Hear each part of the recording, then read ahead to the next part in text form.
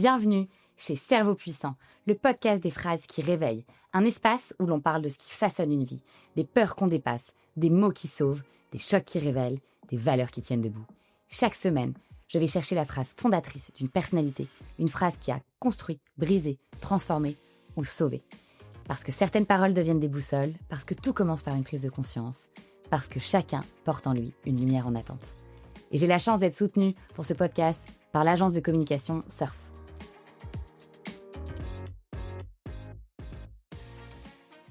Aujourd'hui, je reçois une femme qui compte profondément pour moi. Une femme que j'admire, autant pour ce qu'elle construit que pour la manière dont elle a tenu sa place, année après année, sans jamais se renier. J'accueille aujourd'hui Angélique Gérard. Angélique est une grande dirigeante, une femme de décision, de stratégie et de vision. Diplômée de l'INSEAD, experte reconnue en leadership, en expérience client et en transformation numérique, elle a marqué durablement le paysage de la tech et de l'entrepreneuriat français. Pendant plus de 25 ans, elle a occupé des postes clés au sein du groupe Iliad, Free, dont elle est cofondatrice.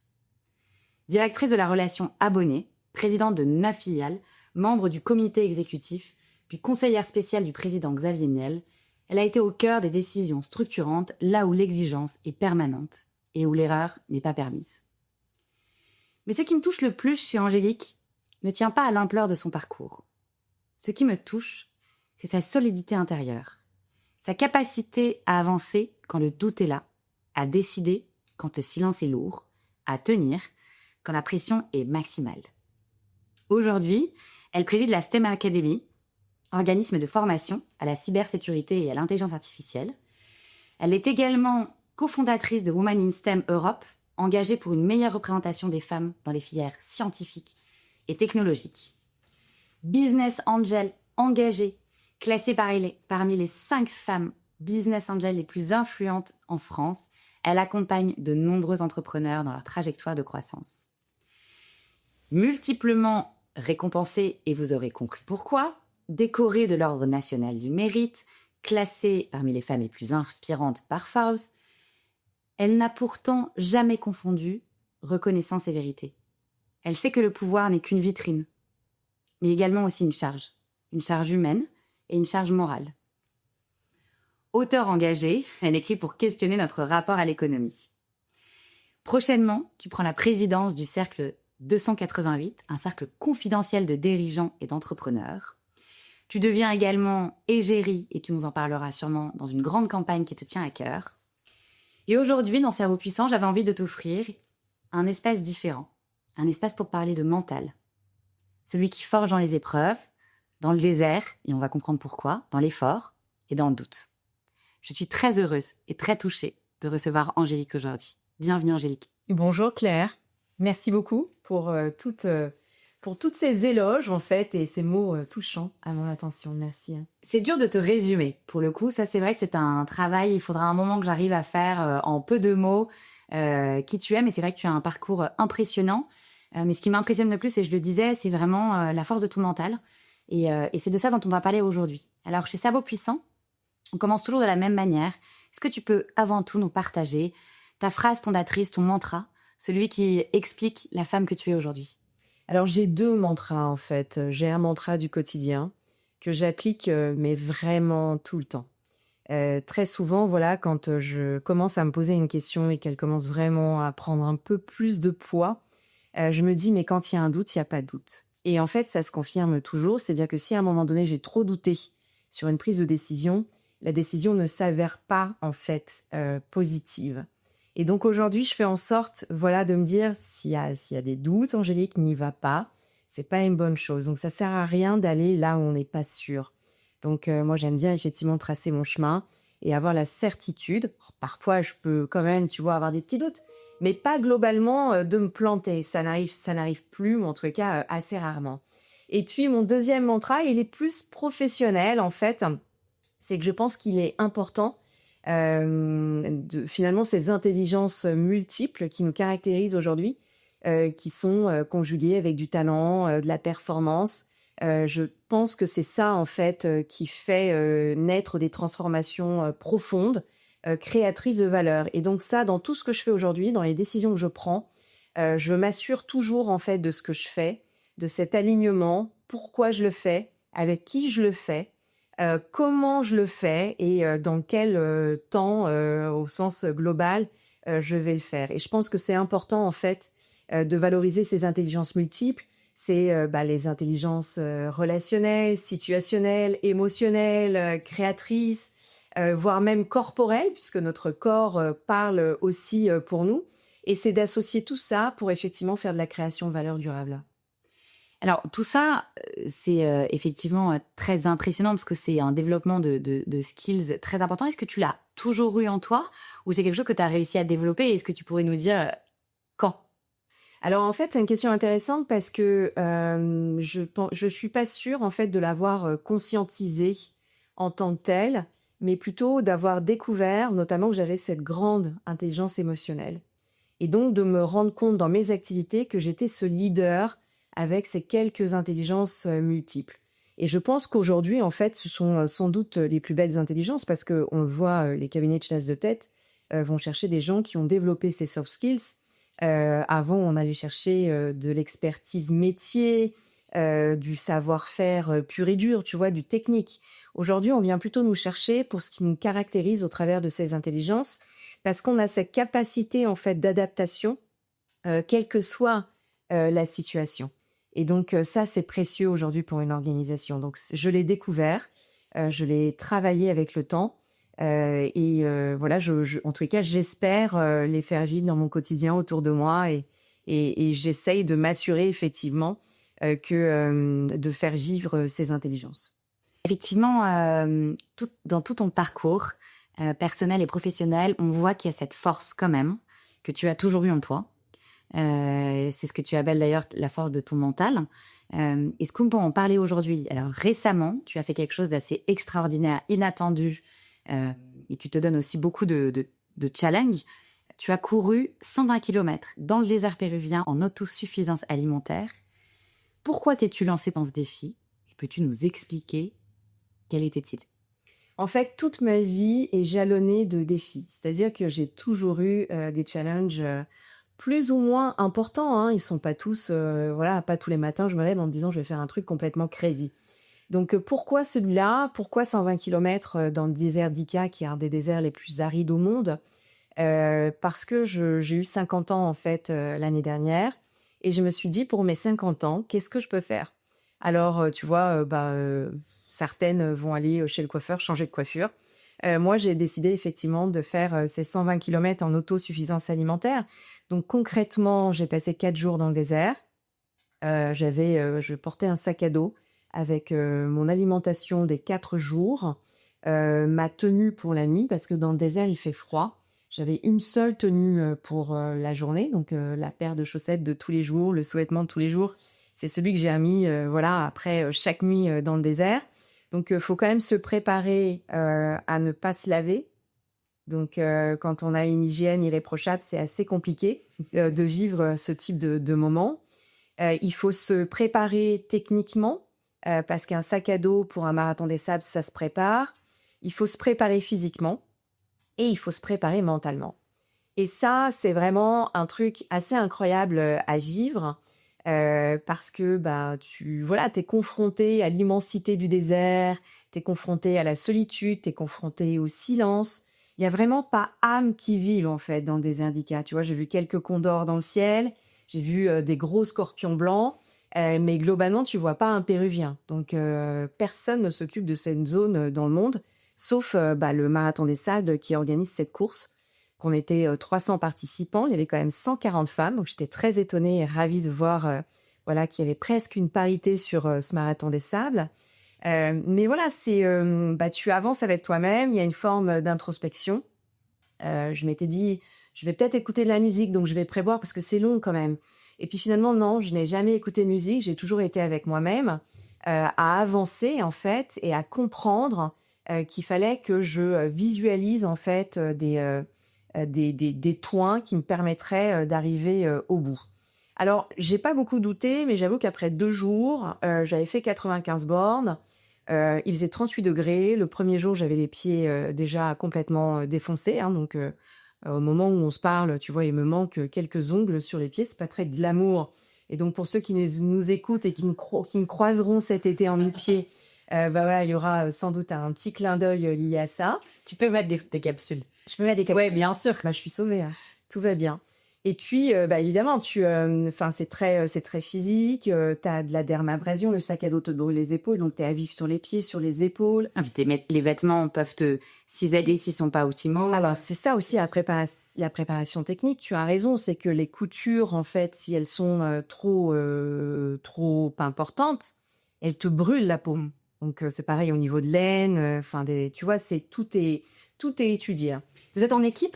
Non, on n'est pas en équipe. Je m'étais dit, je vais peut-être finalement trouver des coureurs qui auront le même rythme que moi. En réalité, j'ai fait mon marathon des sables seul. J'ai des coureurs qui m'ont dépassé. J'ai eu la fierté d'en dépasser aussi. Et c'est amusant parce que ce mental, en fait, au bout du le deuxième jour, on avait une journée à 63 km avec un dénivelé positif de 1900 mètres. On avait une dune, c'était un mur à passer et elle faisait plus d'1 kilomètre, donc c'est très long. Et à la fin de cette journée, 10 km avant la fin, j'ai remonté énormément de coureurs. Et le lendemain, les gens venaient me voir en me disant « Mais qu'est-ce que tu avais mangé ?» Et en fait, j'avais qu'un truc dans la tête, c'était la ligne d'arrivée. Et donc, je ne voulais que rien me stoppe. Je l'avais visualisée, je la voyais, elle était loin, mais je savais qu'elle était là. Et donc, je fonçais. Et c'était amusant que le lendemain, on m'en parle et qu'on me dise « Bah ouais, en fait, j'avais un mental d'acier. » J'avais compris comment avancer sur cette épreuve. C'est la technique des grands sportifs. D'ailleurs, on te dit toujours visualise la victoire, visualise le but, visualise l'avant. Exactement. Et c'est assez intéressant, en fait, de se projeter sur toutes ces techniques-là. Mais on va peut-être en parler après. Et donc, voilà, c'est une grande fierté de l'avoir fait. Donc, évidemment, je l'ai fait, vous l'avez compris, c'était un challenge. Et donc, j'ai un prochain challenge. Et donc, je pars l'année prochaine, avril 2027, sur le Legendary, où je ferai 260 km dans le Sahara, 48 degrés, autosuffisance alimentaire pendant 6 jours. Impressionnant. Donc, je vous donnerai peut-être des nouvelles. Complètement, on suivra ça. Alors, ce qui est drôle, c'est que moi, je te connais bien.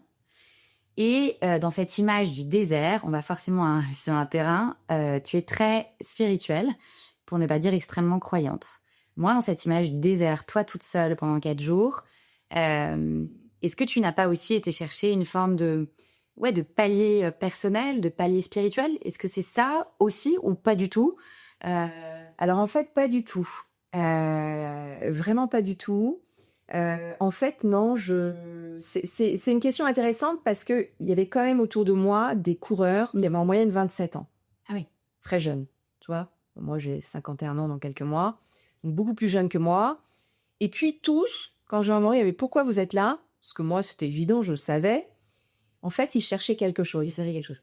Ouais, ils cherchaient une réponse. Des gens assez incroyables, en fait, avec des parcours de vie assez incroyables, mais qui cherchaient un objectif à leur vie. Donc ça, je n'ai beaucoup senti autour de moi. Moi, c'était pas mon cas. Donc, en revanche, je me suis raccrochée à ma famille, à mes enfants, en me disant, parce que t'es dans le désert, il y a aucun réseau, rien ne passe. Et donc, me dire, dès que ma balise, à un moment donné, flashait à un endroit, parce qu'on a au moins ça, ma famille est asiatique, ça va. Donc ça, pour moi, c'était très présent, ça m'a aidé. Mais tous ces jeunes, en fait, ils cherchaient une réponse. Ils cherchaient quelque chose, ils cherchaient une trajectoire, un but dans leur vie. C'était assez incroyable de voir ça. Alors justement, est-ce que tu crois pas que la force de ton mental te vient aussi du fait que tu as déjà certaines réponses en termes de ta place dans l'univers et de tes croyances et de ta spiritualité, et que c'est ça aussi qui aide beaucoup les gens à avancer? Alors, en fait, ce qui est certain, c'est que je suis convaincue que je suis alignée. Et j'essaye, en fait, d'être alignée avec moi-même. Tu vois, je te parlais de mon mantra sur les intelligences multiples. En fait, les transformations, c'est pas ce qu'on optimise, c'est ce qu'on aligne. Et je le vis aussi personnellement. Et donc, c'est ça qui me caractérise. Après, on n'est pas toujours parfait, ça n'existe pas. Mais on essaye de rester sur son alignement personnel. Donc oui, ça aide. Il y a quelque chose que tu dis aussi qui est très intéressant. Tu dis que le mental n'est pas forcément visible. Oui, c'est pas forcément visible. C'est pas quelque chose forcément de bruyant non plus. C'est une forme de ténacité douce. C'est un peu comme ça que je définirais. Et donc, je pense qu'il faut faire aussi attention à ne pas confondre la volonté et le mental, qui sont deux choses différentes, et on peut se faire prendre au piège. La volonté, c'est je veux. Et donc, en clair, tu es sur la ligne de départ. Tu as voulu être sur la ligne de départ. Mais le mental, c'est je tiens. Et donc, c'est la ligne d'arrivée. C'est ce qui te permet, en fait, d'aller au bout, de ne pas renoncer. C'est cette petite voix invisible. C'est ton intérieur qui fait que tu décides d'aller au bout et que tu vas finalement envoyer des signaux à ton cerveau, même quand tout est fait pour que tu abandonnes. Tu vois, par exemple, dans le désert, moi, j'étais pas une coureuse, j'étais pas une héroïne, mais j'étais cette femme, en fait, qui n'abandonnait pas et qui n'abandonnerait jamais. Donc, j'avais ça en tête. Et ça, en fait, le fait aussi de se dire ça, c'était important pour avancer. Hein. Donc oui, le mental, c'est pas forcément quelque chose de visible chez tout le monde. Et c'est tant mieux. Oui. Il n'a pas besoin qu'on a besoin de crier qu'on a un mental, on le voit en fait dans l'épreuve. On le voit dans l'épreuve, on le voit dans le quotidien aussi parfois. En tous les cas, nous, on le voit, on le sent. Ouais, bien sûr, vraiment. Ouais. Les autres autour le voient pas forcément. Mm-hmm. Mais après, il y a des démonstrations qui font qu'on sait que voilà, il y a des gens qui ont un mental très fort. Et alors justement, ça ne se voit pas, mais c'est quand même bien de pouvoir s'identifier à des personnes qui toi, sont comme des rôles modèles. Est-ce que toi, tu en as qui incarnent ce mental, où tu as perçu ce mental? Alors, c'est pas forcément des rôles modèles, mais oui, c'est effectivement des perceptions de mental absolument incroyables. Et c'est fou parce que quand je regarde le point, je me dis c'est incroyable, notamment en politique. Bah, tu prends en fait Abraham Lincoln, qui était quand même le roi des échecs, au sens le mec il perdait tout le temps. Hein, c'est pas le jeu d'échecs, sa vie était faite de manque de réussite. Il était dépressif et il avait ce but ultime en fait de devenir président. Il est devenu président alors que rien ne laissait penser qu'il le deviendrait. Et en plus, il est devenu un président légendaire. On peut aussi citer Barack Obama. Il est quand même, il a été président d'un pays qui a structuré la ségrégation. Il était noir. Et donc, à un moment donné, il aurait pu crier sa rage. Tu vois, il aurait pu porter sa voix. Non. Il a décidé de faire autrement. Il a tracé sa voie. Il est devenu président. Et 2 fois. Il y a Joe Biden. On s'est dit, mais il sera jamais élu. Il est trop vieux. Il est trop vieux. Enfin, tu vois, personne n'y croyait. C'est pas sa forme physique qui a fait la différence à Joe Biden. C'est son mental, c'est sa résilience à toute épreuve. Quand tout était contre lui et fini. Il y a 2 autres personnages politiques que j'aimerais citer.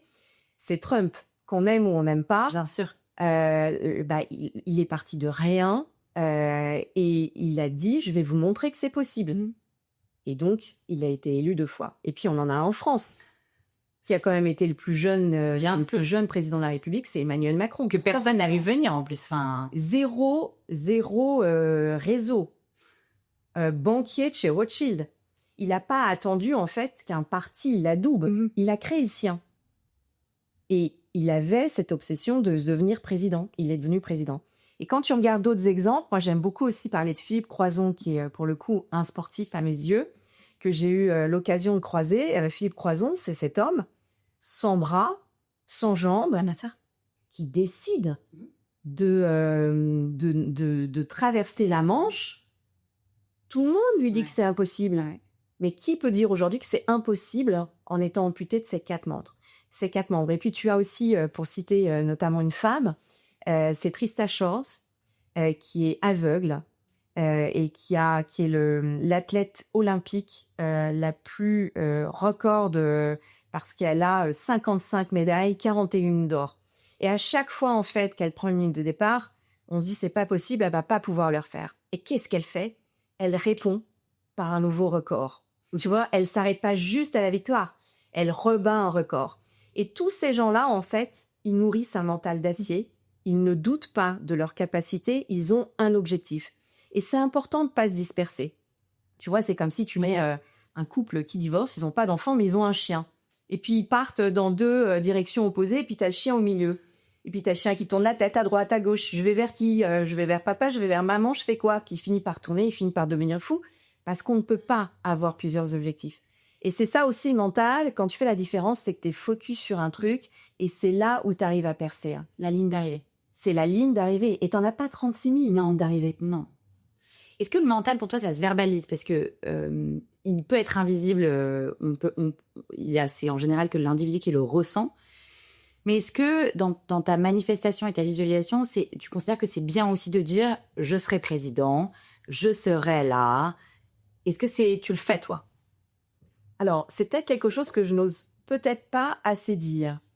J'ai plus une stratégie sous-marine. Silencieuse. Mais je commence à m'autoriser à dire certaines choses en termes d'objectifs. Donc, mais en tous les cas, se dire à soi-même, se raconter l'histoire à soi-même et avancer, Déjà beaucoup. c'est déjà en fait avoir pris la ligne de départ. Et tu écris? Parce qu'on parle souvent de l'écriture. Je faisais ça en fait assez jeune. C'est un conseil qu'on m'avait donné quand j'étais adolescente, presque jeune majeure. On m'avait dit écris ce que tu veux être dans 5 ans, referme ce papier, mets-le dans un portefeuille. Ce que j'avais fait, et je l'avais rouvert 5 ans après. Et ce qui était dingue, c'est que j'avais pas atteint mon objectif. J'avais surpassé de loin mon objectif. Et donc voilà, tu peux effectivement t'écrire des petits papiers, les réouvrir plus tard. Parce que ça te permet de l'avoir en tête, même s'il est quelque part, à un endroit que toi tu sais. C'est quand même assez précieux, effectivement, de faire ça. C'est un bon type. Tu as raison de souligner. Alors, ta carrière professionnelle est immense et loin d'être terminée en plus. Et on comprend dans tout ce que tu dis, d'ailleurs, qu'il y a beaucoup de plafonds que tu vas encore faire sauter et que parce que on sent ce mental d'acier et que dans ta vie, tout est possible. Et néanmoins, tu es quand même aussi une experte du monde du travail. Enfin, tu as managé énormément de personnes. Tu continues à le faire. Comment est-ce que quelle serait ta recommandation pour que justement ce mental ajusté, aligné, puisse s'appliquer pour une vie professionnelle plus épanouie? Alors, c'est hyper simple en fait. Tu vois, quand tu es dans une salle de réunion et que tu vois un manager rentrer, si tu as un manager qui cherche ce qui va pas, ou si tu vois un manager qui cherche ce qui va faire grandir. Donc c'est déjà ça en fait, le mental que tu renvoies aux autres et c'est de se dire à un moment donné qu'il faut être dans le positif, il faut aller chercher à faire plus. C'est pas toujours, tu vois, simple dans le monde de l'entreprise. Et puis moi j'aime bien cet exemple, si tu veux, c'est que quand tu regardes en fait les services commerciaux en France, notamment les gens qui t'appellent au téléphone, et quand on t'appelle, on te dit Madame Claire Mougenot, bonjour, est-ce que je vous dérange? Bah oui. Bah voilà, oui. Pourquoi? Parce que tu as juste un vendeur qui est en train de s'excuser d'exister et qui est déjà pas... Il fait tout l'inverse par rapport à un lien de confiance qu'il pourrait établir. Bah, aux États-Unis, quand on t'appelle pour de la vente, on te dit It's a good time to talk, tu vois? Et on t'engage, en fait. Et c'est très différent, en fait. Et donc, il y a des différences culturelles importantes. Oui, c'est vrai. Le mental aussi, c'est aussi ça, c'est une histoire de culture. Le mental est une culture. Est-ce que tu peux nous expliquer ce propos? Oui, parce qu'en fait, le mental, ça se construit pas juste à l'intérieur, ça se transmet et c'est culturel. Et je vais t'expliquer en fait quelles différences culturelles je peux voir dans cet apprentissage de ce muscle invisible qui est le cerveau et qui nous permet effectivement d'avoir ce mental. En France, par exemple, nos enfants, quand ils font une dictée ou un devoir, on leur entoure les fautes. Aux US, on n'entoure pas les fautes, on entoure tout ce qui est le bon, tout ce qui est exact. En France, on note sur 20. Et ensuite, en fonction des fautes, eh bien, on dégrade la note. Aux US, en fait, plus tu as de bonnes réponses et plus tes points augmentent. Donc, d'un côté, en fait, on crée des enfants qui ont peur de l'échec. Et donc, ça, c'est exactement ce qu'on fait. Et aux US, on a plutôt finalement une éducation où on valorise l'effort, on valorise la progression. Donc, c'est 2 systèmes complètement différents. Un SDF en France, très souvent, et peut-être tu le vois et peut-être que tu le reverras malheureusement demain parce qu'on en a beaucoup, il baisse les yeux. Il y a souvent une petite pancarte, il baisse les yeux. Il te regarde jamais. Un SDF aux US, il te regarde droit dans les yeux et il te dit « Do you have a buck? Do you have a doll ?» Et il le demande et il croit que c'est possible. Et donc forcément, il récolte beaucoup plus. Et c'est des différences culturelles, en fait, de croyances, d'éducation aussi. Moi, je pratique beaucoup la psychologie positive avec mes enfants. J'ai un rituel parfois quotidien, mais souvent hebdomadaire, où je leur demande, en fait, les choses positives qu'ils ont vécues. Parce que j'aime bien, tu vois, qu'ils se souviennent dans la semaine ce qu'ils ont fait de positif.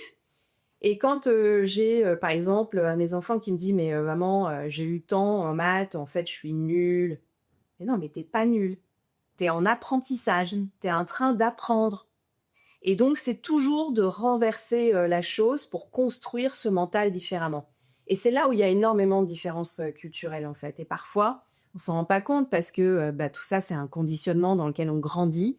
Et on oublie de faire attention à ces choses élémentaires qui construisent nos enfants. Tu fais bien de le rappeler et tu sais que c'est l'éducation. Moi, j'ai des enfants en bas âge et c'est vrai que c'est très important. Moi, je pense que j'ai été dans une culture, effectivement, souvent du positif. Et c'est vrai que je suis d'accord avec toi, l'éducation a 2-3 peut-être choses à revoir pour ne pas les brimer trop tôt et leur dire justement que l'audace, le mental, que tout est possible, tout ce que tu dis en fait, Absolument. via ce marathon qui illustre exactement en fait la femme que tu es et qui t'a permis de franchir tellement d'étapes. Et si je puis peut-être juste ajouter un point, c'est important de dire à nos enfants que l'échec, c'est parfois une réussite. Ça peut paraître bizarre. Ce cadeau mal emballé. Voilà, le cadeau mal emballé, c'est les fameuses vertus de l'échec, c'est qu'on apprend plus dans un échec que dans une réussite. Dans une réussite, on n'apprend pas grand-chose. Mais alors, ça forge le mental de réussir, hein, tu vois. Mais dans l'échec, on apprend. Et donc, quand on est capable de décortiquer avec eux et de leur montrer, en fait, que dans cette erreur, il y a plein d'apprentissages et qu'en fait, on est juste en train de se booster pour la suite de la vie, c'est juste canon. Alors justement, il y a quand même beaucoup de gens qui te disent « Mais moi, j'y arrive pas. J'arrive pas à l'épuiser dans mon mental. » Comment tu l'expliques et qu'est-ce que tu recommandes? C'est la stratégie du micro-objectif. Tu vois, je l'ai appris dans le désert. C'est un pas après l'autre. Mais c'est vraiment ça. Une étape après une étape. C'est comme ça que tu y arrives. Donc, quand tu as 120 km à faire, si tu commences à regarder ta montre Garmin et te dire « Ok, j'ai fait 30 bornes », c'est déprimant, il t'en reste 90.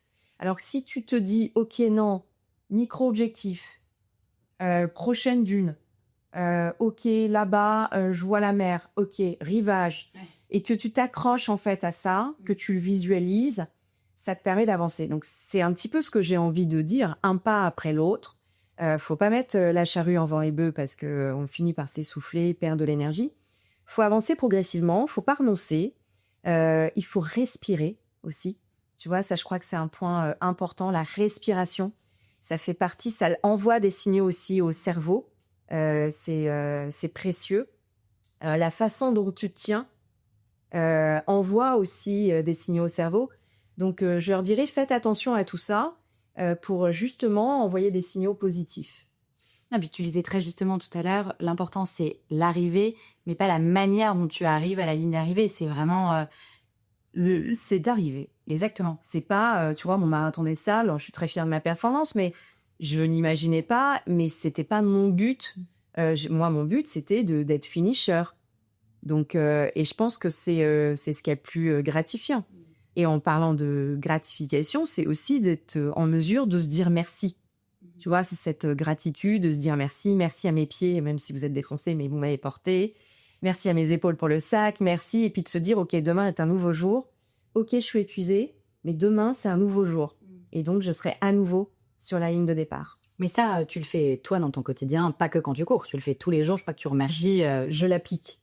Ouais, je l'applique. Effectivement, cette forme de gratitude, de dire... voilà, merci d'être en bonne santé, merci pour ma famille. Je trouve que c'est positif. Alors, tu es spécialiste tech IA. Est-ce que tu peux juste nous dire un mot sur cette révolution qui fascine et qui inquiète aussi? Toi, quelle est ta position? Parce qu'on voit que tu es une femme de valeur ancrée et en même temps, tu es la première à porter cette révolution. Alors, l'IA, effectivement, est une transformation profonde, mais je pense qu'en fait, c'est pas elle qui va faire la différence. C'est vraiment notre capacité à nous, les humains, de faire vivre ce qu'on est, nos émotions. L'adaptation même à l'IA, en fait, c'est d'abord un mental. dans les entreprises que tu citais, c'est hyper important d'en prendre conscience aussi parce que parfois on met l'IA dans les entreprises sans accompagner en fait l'humain. Et donc, on crée de la fatigue d'adaptation aujourd'hui dans nos entreprises. Tu vois, c'est presque un terme tout nouveau, mais c'est une réalité. Moi, je le vois dans quelques boîtes. Et donc, quand tu es usé, fatigué avant l'heure, bah, tu peux pas y arriver. Et donc, le vrai risque, c'est pas que l'IA, en fait, devienne plus intelligente que nous. C'est vraiment qu'on soit moins confiant dans nos propres ressources. Et ça, ce serait l'erreur. Donc, il faut se dire que c'est notre copilote. Il faut garder confiance en ce qu'on est, en ce qu'on peut valoriser, transmettre, en cette création de valeur humaine aussi que l'on peut, dont on peut être à l'origine au sein de nos entreprises et que l'on peut stimuler autour de nous. Et ça, je crois que c'est ça qui est important quand on développe l'IA, c'est de développer ces intelligences multiples que j'évoquais, de faire confiance aux gens et que les gens se fassent confiance aussi par rapport à ce qu'ils sont, par rapport à leur background. Et qui continue à apprendre. Tu vois, je pense que en fait, il faudra avoir un diplôme d'apprenant permanent. Moi, j'apprends constamment, je me forme, je fais plein de trucs. Et puis cette curiosité, tu l'as dit, cette curiosité de creuser. Ça fait partie du mental. La curiosité, tu fais bien de dire. Alors, une de tes autres missions, c'est la place des femmes, notamment les femmes et les STEM, qui est aujourd'hui 50% quasiment de ta vie avec Women in STEM. Est-ce que tu peux nous en parler? Pourquoi c'est important de défendre la place des femmes et tout ce que tu mets en place actuellement? Alors, ça aussi, c'est du mental. Parce que tu vois, je suis pro bono à 50, 60% de ma semaine aujourd'hui. Je pourrais tout à fait mieux gagner ma vie et me dire, bah, enfin non. Mais j'ai juste conscience, en fait, qu'il faut qu'il faut y aller et qu'il faut que les gens se rendent compte de la situation dans laquelle on se trouve. Alors, c'est quoi cette situation? D'une part, 80% des emplois à horizon 2030 auront une composante STEM. STEM, c'est sciences, technologie, engineering, mathematics.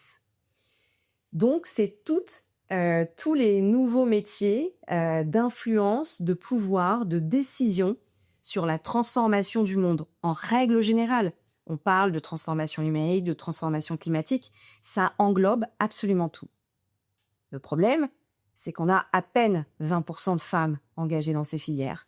Et plus ça va, plus en fait le chiffre se dégrade. Donc à date, on sait qu'on exclut 80% des femmes de ces nouveaux horizons. Et puis, constat quand même juste dramatique, le droit des femmes recule dans le monde entier. On n'a jamais été aussi fragiles, nous les femmes. Les gens ne se rendent pas compte à quel point. Et donc, il suffit d'une petite crise là pour que tous les droits qu'on a acquis ces 70 dernières années en France et ailleurs s'écroulent. On le voit aux États-Unis, hein. On n'a plus le droit à nos corps, avec l'avortement. Enfin, c'est un scandale dans des pays quand même dits civilisés. Donc, c'est un vrai sujet. Donc, on se dit, OK, le droit des femmes recule et en même temps, on n'est pas dans les filières d'avenir. Donc, notre émancipation financière est remise en cause. Donc, on risque finalement de devenir un peu ce modèle allemand qui va sans doute reconnaître une belle croissance, où tu as 2 femmes sur 3 qui travaillent pas parce que le modèle allemand, c'est de laisser la mère à la maison. Donc, c'est la femme reproductrice qui élève ses enfants. Je dis pas que c'est mal, hein. Les mères qui élèvent leurs enfants, bravo. Les pères qui élèvent leurs enfants aussi aujourd'hui, bravo. Mais il faut avoir le choix, c'est ça que je dis. Et je pense que dans le monde qui est en train de se dessiner, on n'aura pas le choix. Et donc, il faut agir. Et donc, c'est mon mental de me lever tous les matins et de dire, mais non, il faut évangéliser, il faut sensibiliser, il faut ouvrir le champ des possibles. Il faut que les jeunes filles puissent voir en fait ce monde différemment que ce qu'on leur présente à l'école, parce que le monde est biaisé et qu'en fait, il faut construire différemment. Et alors, c'est drôle, sur ce sujet, l'univers t'a envoyé un petit signe. Tu es ambassadrice d'une magnifique campagne. Est-ce que tu veux bien nous en parler, justement dans la juste lignée de tout ce que tu expliques? Et c'est vrai que ça rend honneur à la cause et à tout ce que tu défends. Alors, on a une campagne qui est actuellement en ligne, que vous avez peut-être vu ou vous allez découvrir. Une campagne Pomellato for Women. Donc, c'est une marque de haute joaillerie italienne, qui met du sens dans ce qu'elle fait, au-delà de vendre des très beaux bijoux, chers, on peut se le dire, mais qui veut avoir de l'impact dans notre société. Et donc, Pomellato choisit chaque année un thème. L'année dernière, c'est les violences conjugales. Cette année, c'est les violences économiques. Et donc, voilà, il y a un casting incroyable que je vous invite à découvrir, l'Égérie internationale et Jane Fonda. Et donc, j'ai la chance d'avoir été identifiée comme Égérie France pour la marque Pomellato. Dans ce casting, absolument, j'en reviens pas encore moi-même, tu vois, donc je cherche les mots, absolument fou entre des actrices internationales et des acteurs d'ailleurs internationaux et des personnes de la société civile. Et c'est un très beau message, c'est une campagne qui est puissante et je trouve que c'est important aussi que les marques puissent s'emparer de ces sujets. Mais pour le coup, c'est pas bullshit, c'est vraiment incarné. C'est-à-dire qu'ils ont des vraies valeurs. J'ai pu, tu vois, le voir sur le terrain. C'est vraiment incarné par toutes les équipes de Pomellato qui sont mais tellement fiers de pouvoir envoyer ce message à toutes les femmes et à tous les hommes du monde que je trouve ça fabuleux et donc je suis très touchée d'y participer. Écoute, c'est plus que mérité. Nous, on est hyper fiers de t'avoir en ambassadrice française. Et c'est vrai que quand on voit ton parcours, c'est normal qu'il t'ait choisi. Et donc, j'invite tout le monde effectivement à regarder cette sublime campagne. Et tu as raison, c'est très très important de rappeler que souvent les gens ne sont pas assez curieux. Et là, ce n'est même pas une question d'IA ou de mental. Et ils n'étudient pas assez bien l'histoire. Les gens s'arrêtent aux 30 ou 40 dernières années. Si on étudie l'histoire, on voit que l'histoire avance, mais l'histoire recule aussi vite. Et aujourd'hui, dans tout ce qui se passe, en fait, finalement, ça n'est qu'une perpétuelle recommencement de cycle. Et donc, je crois que c'est très, très important de rappeler, comme tu l'as dit, les valeurs, la force du mental et de bien défendre la place des femmes. Ça n'est même pas un combat féministe, c'est un combat normal de nos mères, de nos sœurs et de nos filles. Et on a besoin d'être très engagés et de ne rien lâcher, même si on pourrait se dire, mais enfin, pourquoi en France, elles ont déjà beaucoup de chance, les femmes, et pourquoi elles en demandent plus? Je crois que c'est un vrai devoir que nous avons les unes des autres parce qu'on sait que c'est assez fragile. Donc, merci de nous l'avoir rappelé. Et merci à toi de me soutenir. Je sais que tu as une histoire très forte, que tu adores raconter. Est-ce que tu pourrais nous la partager maintenant avec nous? Oui, c'est une histoire que je trouve amusante quand on parle de mental. C'est l'histoire du roi africain et de son ami. Et le roi africain, en fait, propose à son ami d'aller à la chasse et l'ami refuse. Le roi africain, il n'a pas trop l'habitude qu'on lui refuse, tu vois, de l'accompagner, même si c'est son best friend. Donc, il part à la chasse tout seul. Et en fait, au cours de la chasse, au moment où il va vouloir tirer sur un gibier, eh bien, le fusil, en fait, explose. Et le roi africain perd un pouce. Et il rentre au palais se faire soigner. Son ami apprend et vient le voir. Mon roi, que t'arrive-t-il? J'ai perdu un pouce. T'étais pas là. Mon roi, c'est grâce, c'est une grâce. Là, le roi comprend pas. Il dit, mais tu te fous de moi. Je viens de perdre mon pouce. Rien n'est grâce dans ce que tu me dis. En prison. Et donc, il fait enfermer son ami, pensant que ce dernier, effectivement, ne compatit pas réellement à ce qui lui arrive. Et puis, l'ami est en prison. Le roi, en fait, vit sa vie. Et puis, il se dit, je repars sur une chasse quelques mois après, dans des contrées encore un peu plus lointaines. Et là, il se fait kidnapper par des cannibales. Et donc, le roi doit être mangé. Sauf que les cannibales se rendent compte qu'il est imparfait. Et ça porte malheur de manger quelqu'un d'imparfait à qui il manque un pouce. Et donc, il le relâche.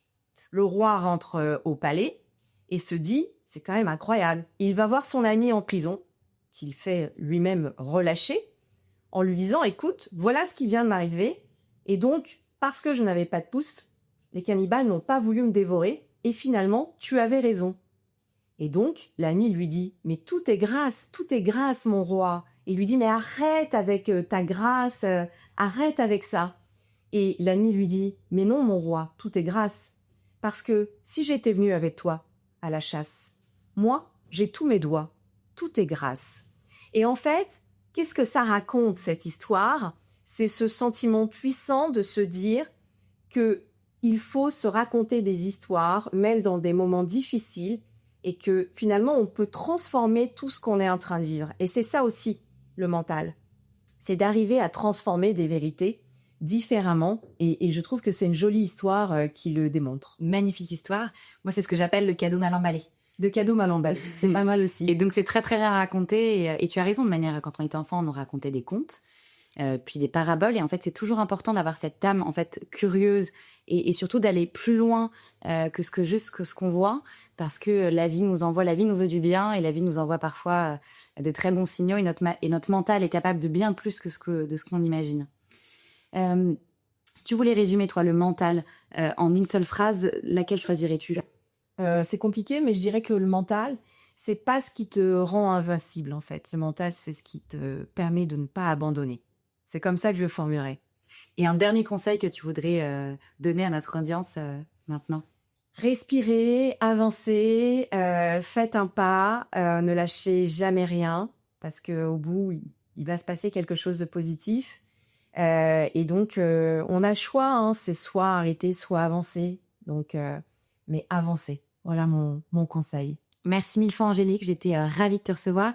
Je conseille à tout le monde qui nous écoute de bien te suivre parce que je te connais vraiment et je sais qu'il y a plein de choses que tu vas faire assez impressionnantes et que tu nous réserves beaucoup, beaucoup de surprises. Donc, je serais ravie de te recevoir à un autre moment pour peut-être nous raconter d'autres défis et de challenges. Merci mille fois. Merci infiniment, Claire. Merci beaucoup. Si tu as aimé ce podcast, abonne-toi pour ne rien manquer des prochains épisodes. Soutenir Cerveau Puissant et suivre toutes les actualités, les échanges à venir et les contenus que je prépare pour continuer à nourrir ce qui fait vraiment la différence.